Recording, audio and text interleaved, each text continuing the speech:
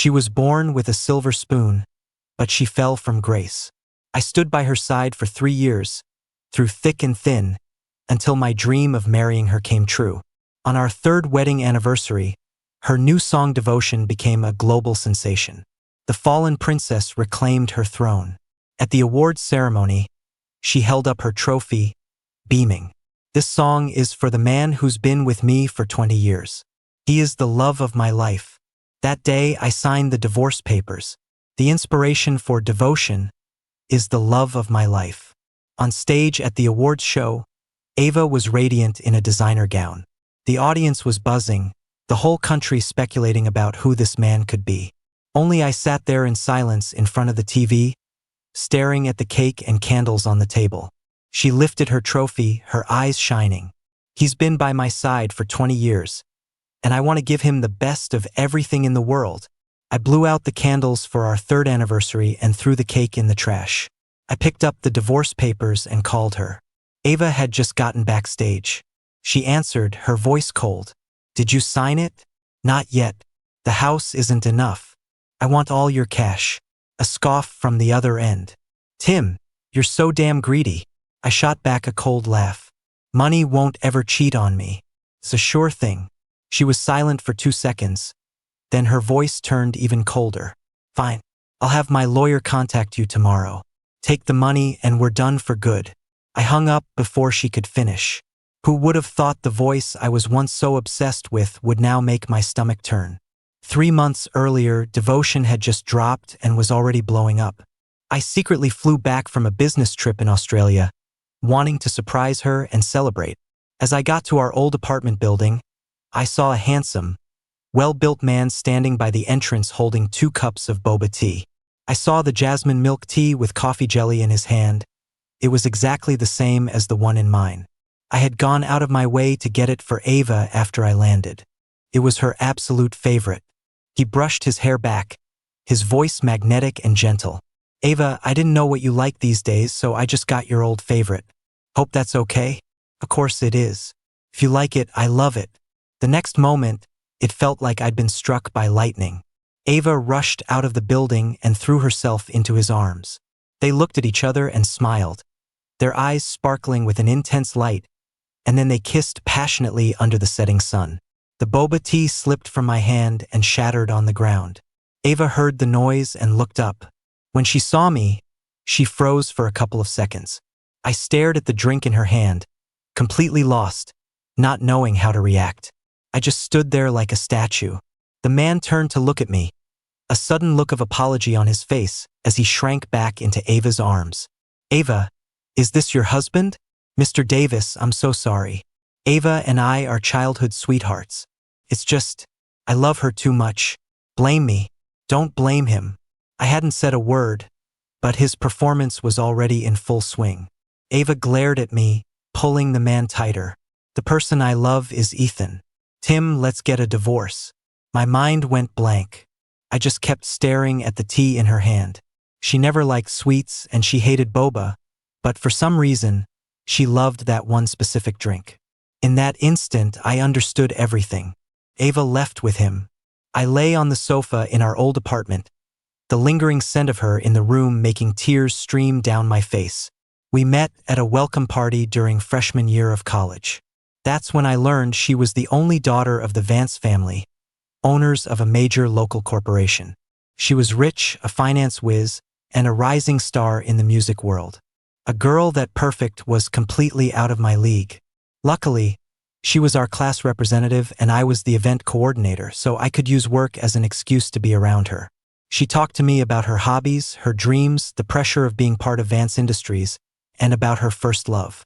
I knew he came from a better family than mine, was better looking than me, and more importantly, Ava was in love with him. So I buried my feelings deep down. Until the senior year graduation party, when we were drinking in the gym storage room. A little drunk, I leaned in and kissed her.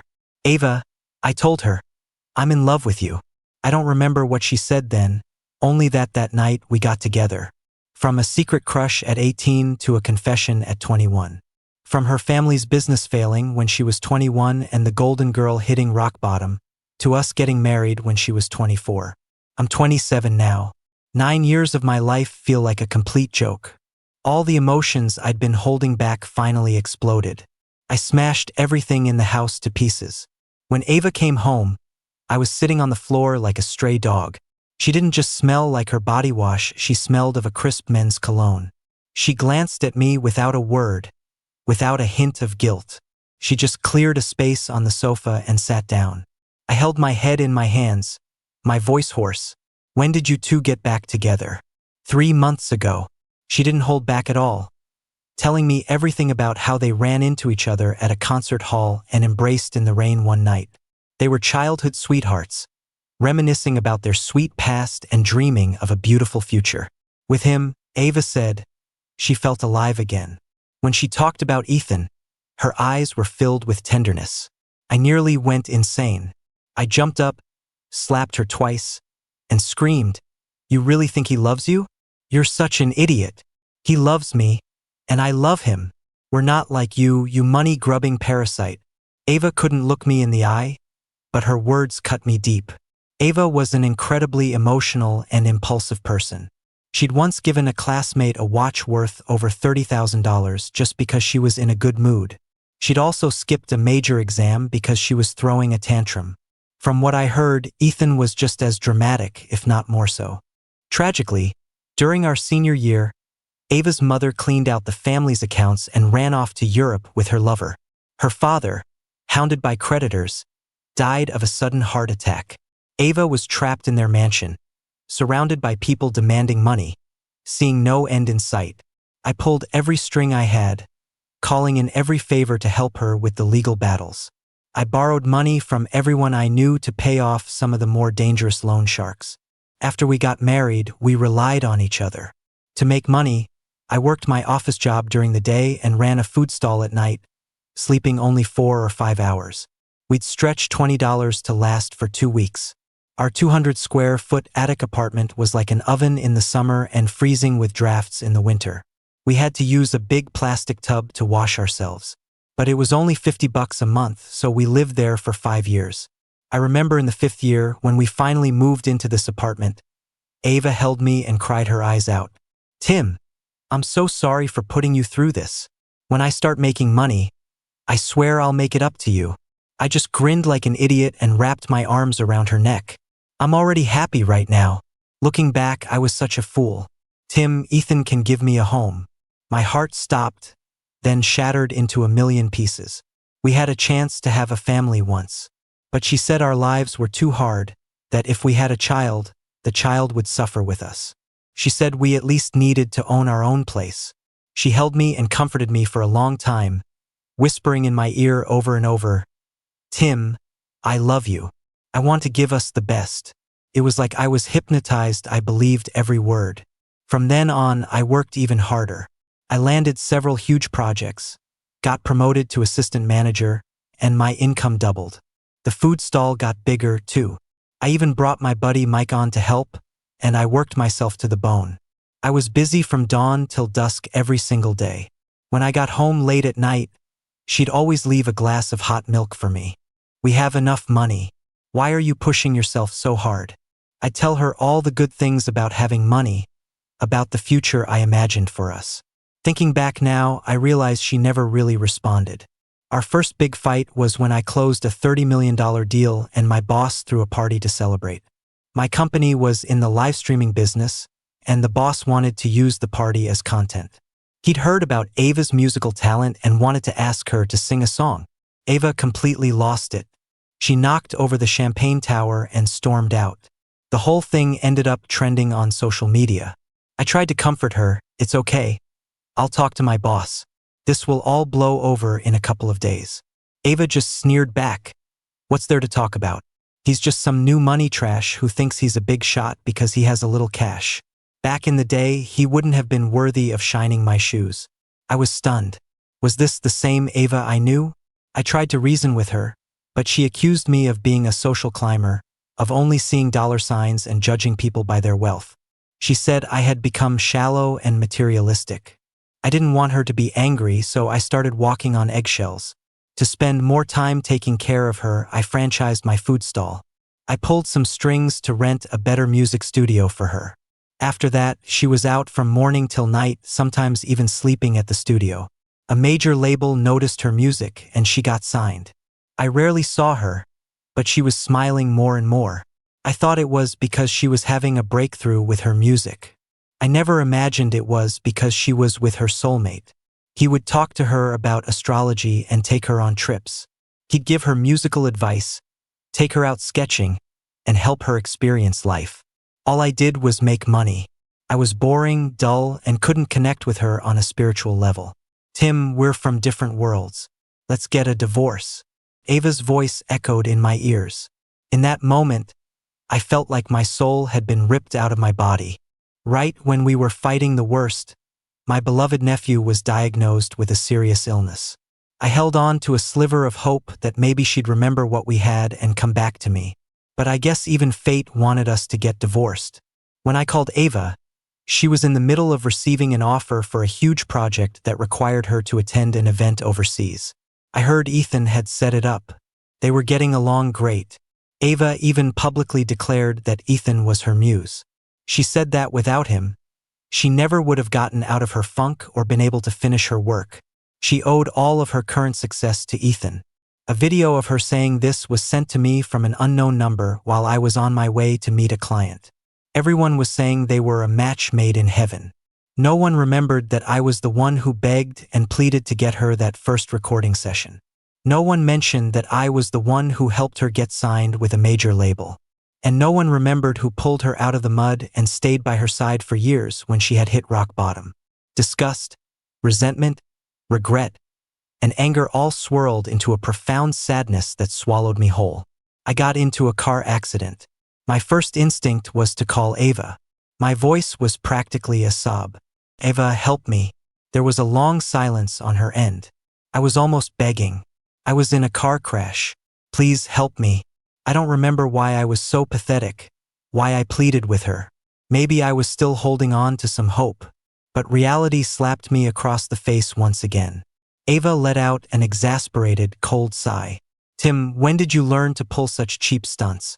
The line went dead. I called back, but she never picked up again. Some kind stranger got me to the hospital. I survived. A month later, Ava came back. She was dressed in designer clothes, looking like a European queen, more radiant than ever. In contrast, I was a wreck, pale and gaunt. She brought me a designer tie and a small cake. Just like in our first year of marriage, she smiled as she opened the cake box and held it out to me. She unwrapped the gift herself and asked me if I liked it. Her expression was so gentle. It stirred the last little bit of longing I had left. Can't we just try to make this work? The ridiculous thought swirled in my head, and I almost laughed at myself. I grabbed the cake and threw it in the trash. Get out. The smile on her face froze. It took her a long moment to speak, her voice filled with guilt. Tim, I'm sorry. I didn't know that day I don't need it. You don't deserve to apologize. Ava had never been on the receiving end of my anger before, and her face immediately hardened. Tim, do you have to talk to me like that? That ridiculous hope I felt a moment ago was shattered. I picked up the trash can and dumped it over her head. Ava let out a piercing scream. Before she could react, I slapped the divorce papers against her face. You cheated. You leave with nothing. This is non-negotiable. And one more thing. You're going to pay me $1 million in alimony. 1 penny less, and the story of you and Ethan will be on every headline. Ava's voice softened, her eyes pleading. The money in the house was always yours anyway. But $1 million, you're a big star now, Ava. $1 million to save your reputation? That's a bargain. That shut her up. Ava fell silent. I thought about the first year after her family went bankrupt, when creditors were constantly showing up at our door.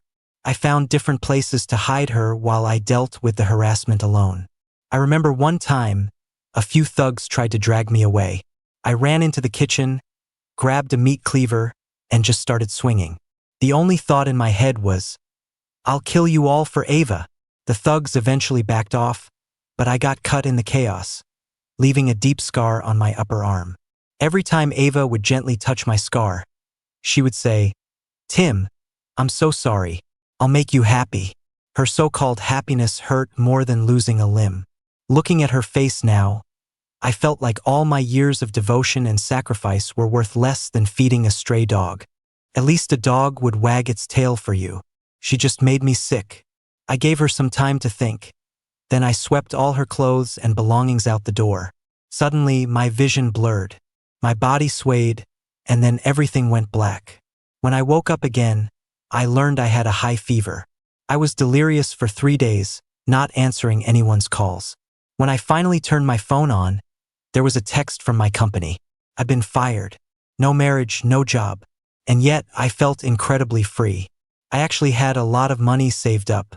After paying off all her family's debts, I'd been saving everything to support Ava's dream, never touching a dime. I packed my bags and found a quiet, beautiful place far away from the noise to live for a month. The next time I heard news about Ava, she had won another major award. As a talented female singer who found fame later in life, she had the looks of an idol and the skills to back it up. She also had the unique charisma and experience of a mature woman. She quickly became popular with audiences of all ages, topping the charts in the country over and over. The media coverage was like a tidal wave, absolutely everywhere. I was constantly getting news alerts about her. New superstar shakes the global music scene. A fusion of ancient and modern art. All of her work was a massive hit. She could go on a talk show and just sit there and the ratings would soar. One of the hosts started asking about her love life. She looked right into the camera and professed her love for Ethan, stopping just short of spelling his name out on the screen. Stella called me. What's going on with you and Ava? Why is she saying all this? Her first love is back. We're getting divorced. She spent the whole night cursing Ava out. I never knew she could talk that much. She only stopped when her throat was dry. Doesn't she know you're the reason she got her first contract? Did she really think her first love was some magic charm that brought her all that luck? I just smiled. Her first song, Vigil, went nowhere when it was released. I took the demo tape from one record label to the next, begging them, even knocking on the doors of some shady back alley producers, just hoping for a little exposure. Eventually, I ended up at the home of a retired music legend. There was a reason the old guy retired early. At a dinner meeting, his people forced 2 bottles of brandy down my throat. Right before I passed out, I flipped the table, escaped the private room, and collapsed at the hotel entrance. The last thing I remember before losing consciousness was someone running toward me, shouting my name. I woke up in the hospital. I'd had my stomach pumped and had a few scrapes, but I was okay. Stella had saved me. In college, she was the student body president and also my classmate.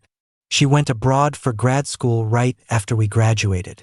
I was so wrapped up in Ava's problems that we lost touch. I never thought we'd meet again under circumstances like these. She told me she'd been doing business overseas after finishing her studies and was now back to expand into the domestic market. She took care of me the whole time I was in the hospital and even helped me get the demo tape to a major record label. Ava finally got her funding. My situation is really complicated, I told Stella. I might just drag you down with me. Forget it. She was quiet for a few seconds, then asked, "Does Ava know?" I just smiled and she understood. During that time, Ava was holed up in the studio. I didn't want to bother her, so I rarely called. And if I didn't call, she wouldn't call me. After I got out of the hospital, I went back to working day and night, completely swamped. Stella asked me to join her company 2 more times. When I refused, she dropped it and started coming to my food stall for a late-night snack every day instead. About 2 weeks later, Ava's second song came out, but it ran into some minor issues. I was running around again, pulling strings for her, even using my personal savings to buy online traffic for her. For her, I learned about marketing and how to build up hype. Stella was speechless. Her own mother wasn't this dedicated, but I was happy to do it. She's my wife. I'd do anything for her. That year on Ava's birthday, I was out of town closing a deal for her to do a TV show's theme song.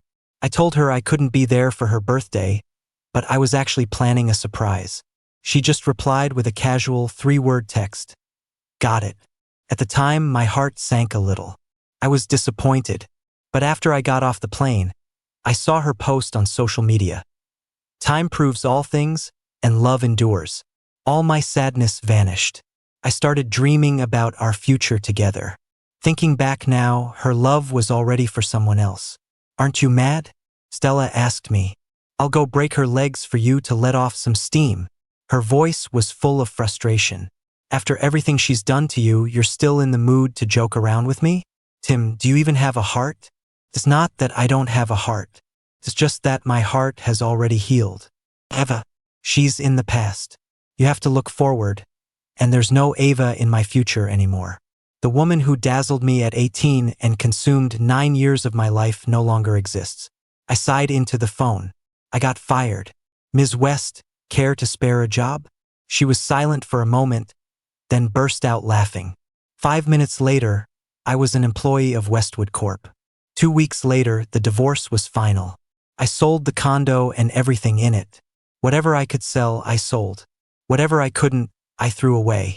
I moved to a new city and used my savings and some borrowed money to buy a small one-bedroom apartment.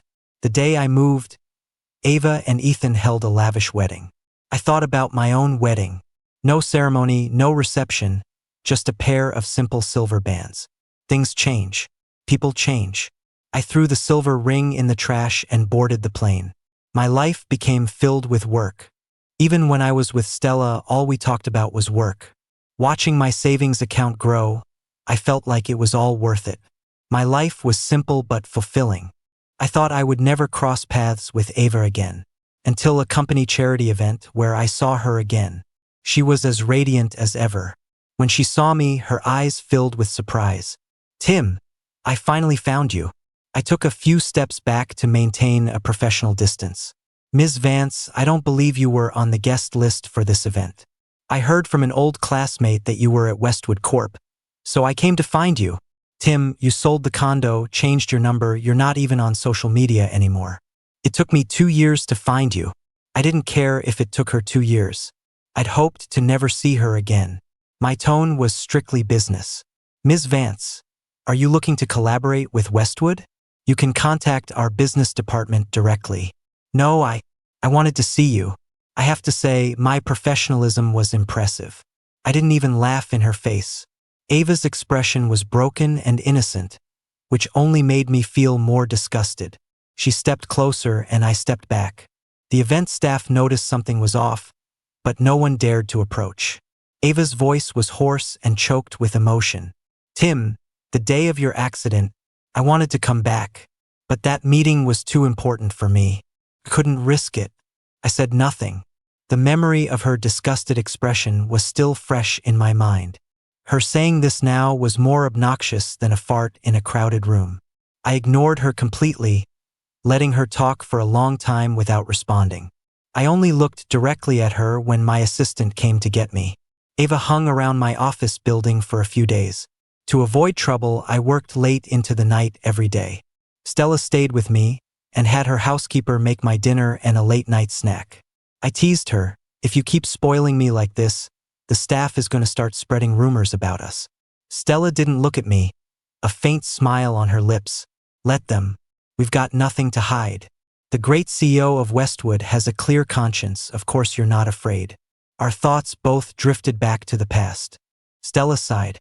You're probably the only groom in the world who would get emotional over a pair of silver rings. Whatever mood I was building was completely shattered by her teasing. Seeing that I was okay, Stella finally spoke. She called me before she came here. She asked me not to tell you ahead of time. I told her everything, about you drinking to sell her music, about you doing all the marketing yourself. I think she was crying on the other end of the line. After hearing that, I felt nothing. I finished my snack before replying, it's all in the past. The marketing campaign for the new mid-range jewelry line was a huge success. Within 2 weeks of its launch, it became a phenomenon among young people. The massive sales brought in a hefty profit for the company. At the celebration party, as the project lead, I was one of the guests of honor. As soon as I entered the ballroom, I saw Ava and Ethan. The tension between them was palpable, like there was an invisible wall between them. I was about to walk away, but Ava ran over and grabbed my hand in front of everyone.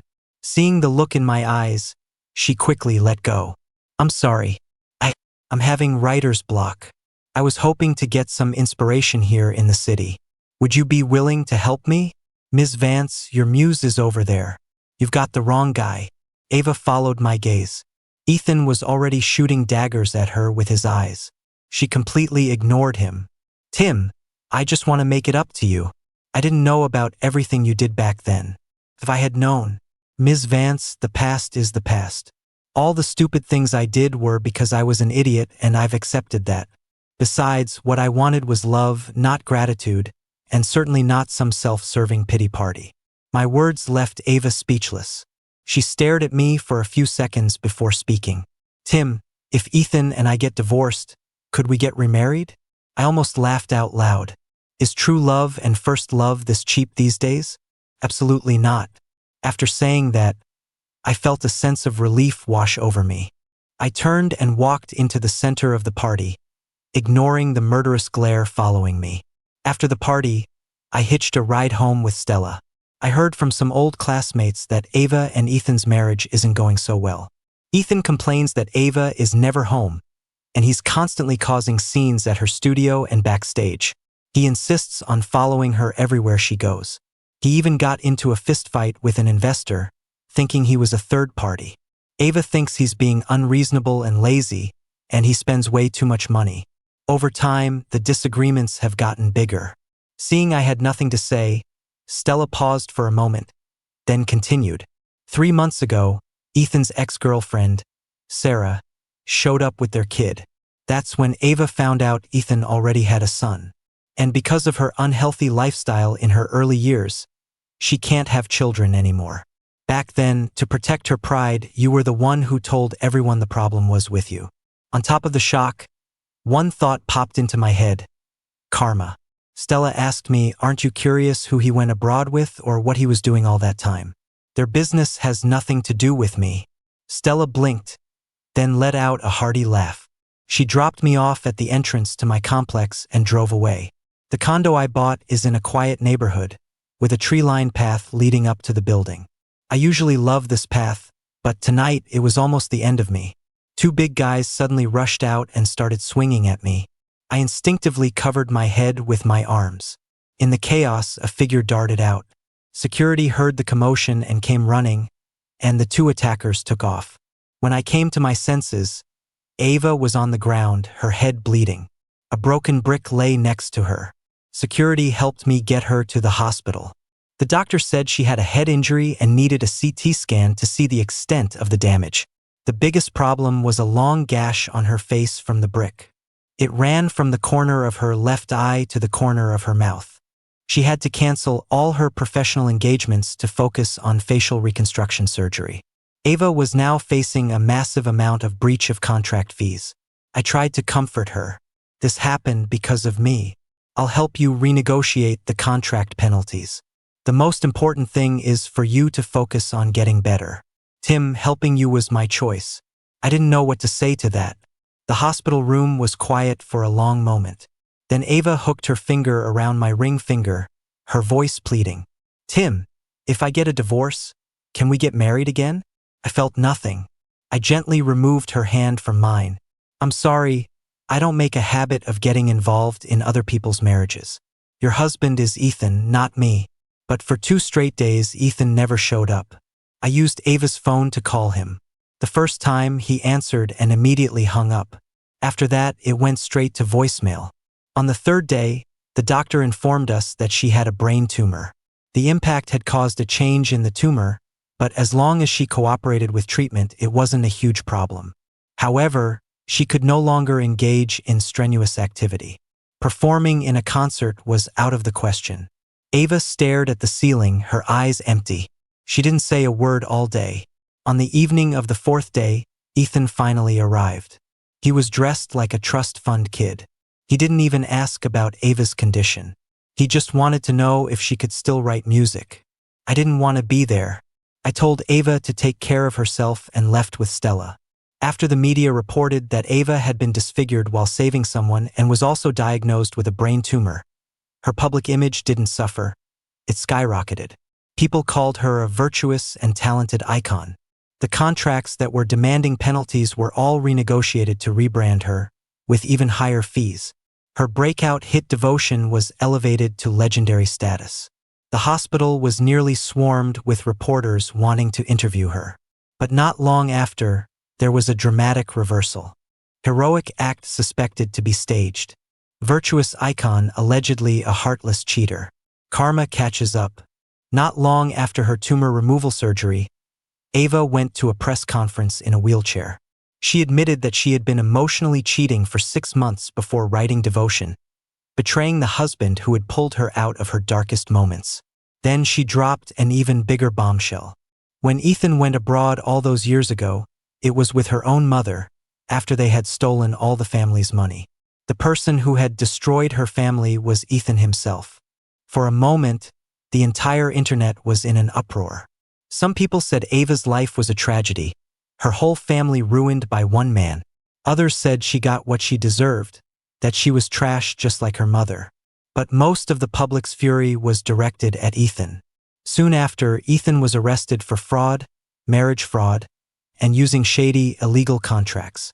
During the investigation, his plot to hire thugs to attack me also came to light. Due to the severity of the crimes and the huge sums of money involved, he was sentenced to life in prison. Ava disappeared. Even I couldn't find her. My life returned to normal, but it became richer. I started dating Stella. She set up 30 gifts for me on the first floor of our office building, saying she was making up for all the ones I missed. I laughed. The CEO is so generous. How about giving us all a raise instead? Sure. If you say yes, from this day on, all Westwood Corp employees get a 10% raise. At that point, I had no choice but to say yes. Stella and I got engaged. The last time I heard from Ava was the night before my wedding to Stella. I received a demo of a song called If There Were No Ifs. Along with it came several property deeds and a bank card. The lawyer explained that Ava's brain tumor had returned. She had passed away a week ago in the old apartment building. She left her entire estate to me. After I sold the building, she had bought it back and restored it to the way it was. Now, the property was in my hands again. The song, released as her final work, caused an extraordinary stir. Ava's story once again became the talk of the town. Some sighed over her tragic fate. Some pitied her. Others said she brought it all on herself. The internet was full of opinions, but the tone wasn't harsh. People were more interested in speculating about her state of mind before she died. I held out my hand for Stella to put the ring on my finger. Looking at the diamond on my hand, I was confused.